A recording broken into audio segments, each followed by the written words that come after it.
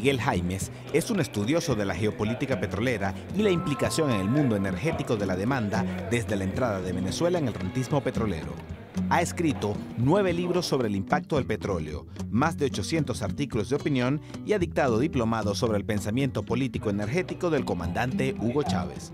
En su visita a Caracas y en el marco de las bajas del precio del petróleo, aprovechamos la oportunidad para que nos dé su impresión acerca de este tema. Desde la entrada de Venezuela en la era petrolera, desde 1875, cuando se da el gran terremoto de los Andes, otros geógrafos lo llaman el terremoto de Cúcuta, cuando en la finca La Alquitrana de don Manuel Antonio Pulido se fracturó la tierra y empezó a salir petróleo, y los campesinos corrían, don Manuel, la tierra escupe negro, la tierra escupe negro. Luego se dio la concesión de la Petrolia en 1882 y fue cuando se empezaron a extraer una cantidad de barriles de crudo.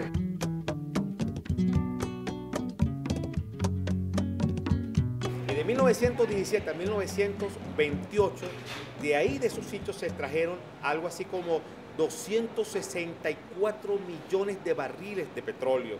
Y eso generó una ganancia cercana a 300 millones de dólares. ¿Y saben ustedes cuánto le quedó a Venezuela? Apenas 8 millones de dólares. Era el gobierno de Juan Vicente Gómez, quien gobernó desde 1908 hasta 1935. Pero su compadre llegó al poder en 1899. Me refiero a Cipriano Castro, al Cabito de Capacho, era general, igual que Juan Vicente Gómez, quien era su vicepresidente, y allí ya se conoció Cipriano Castro por sus enfrentamientos con la New York Bermúdez Company. Esta empresa había comprado la concesión del lago de Guanoco a Jorge Field y a Horacio Hamilton, y no quería pagar impuestos en Venezuela.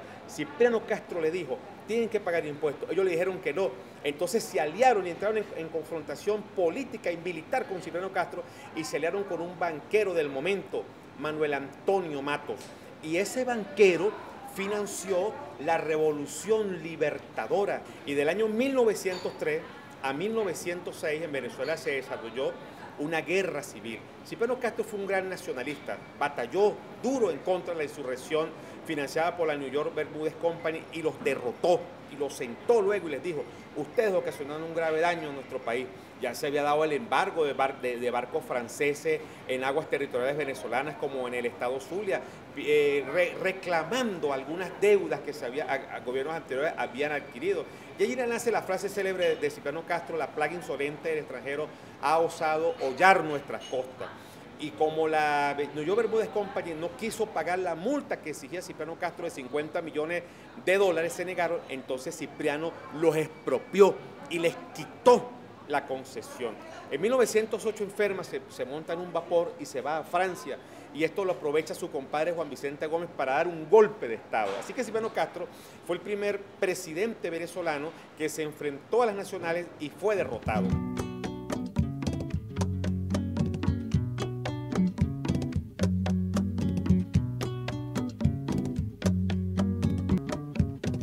Y en 1908, el apoyo militar estadounidense llegó aquí a La Guaira en 5 buques, en 5 vapores, y los militares norteamericanos fueron recibidos con honores de Estado. Allí le regalaron el primer carro a Juan Vicente Gómez y se estableció la alianza del apoyo militar a cambio de las concesiones petroleras. De esa manera, Venezuela da su entrada al mundo petrolero. Y en las islas de Aruba y Curazao, las ABC, Aruba, Bonaire y Curazao, potencialmente Aruba y Curazao, y en Trinidad y Tobago, las empresas transnacionales empezaron a montar toda la infraestructura petrolera para explotar el petróleo. Y el papel que le quedó a Venezuela fue el de trasegar crudo, sacarlo, botarlo, colocarlo sobre barcos y llevarlos hacia allá. De ahí de 1958 a 1999, lo que se ha llamado todo el pacto de punto fijo, vivió en paz con el estamento petrolero porque sirvió de concesión a todos los intereses de los norteamericanos. Del año 35 al año 66 aproximadamente, Venezuela fue el primer país productor de petróleo del mundo. El barril estaba alrededor de $1 y tanto, y en el año 1978 el barril ya estaba en $2.50, y producto de algunos enfrentamientos en el Golfo Pérsico, en el Medio Oriente, de algunos antecedentes que se venían ya como la guerra del Yom Kippur en el 79, el embargo al petróleo norteamericano, el embargo árabe y otros enfrentamientos, hizo que en el año 76, el 1 de enero, se crea la industria petrolera venezolana, PDVSA, con cuerpo como tal, como ministerio, Petróleos de Venezuela, Sociedad Anónima, y para 1978 nosotros llegamos a la máxima producción petrolera hasta ahora alcanzada y no superada en toda la historia del récord ingenieril petrolero, 3.800.000 barriles diarios. Nuestra economía siempre se ha mantenido en su desarrollo con una producción de 3 millones y tantos de barriles, como la que actualmente todavía sigue desarrollándose. Pero en el 78 ocurre algo más. El barril se va de $2.50 a $18. Y aquí no hubo la claridad suficiente para haber creado un Consejo Nacional Energético y poder lograr ver y medir la trascendencia de lo que significaba esta enorme entrada de petrodólares al país.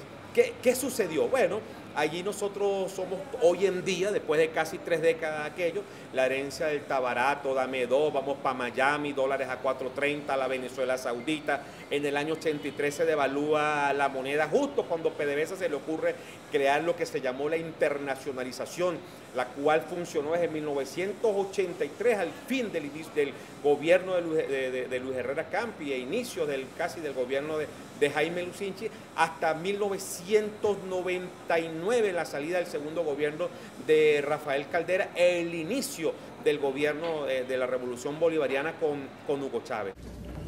Juro delante de Dios, juro delante de la patria, juro delante de mi pueblo, que sobre esta moribunda Constitución haré cumplir, impulsaré las transformaciones democráticas necesarias para que la República Nueva tenga una carta magna adecuada a los nuevos tiempos.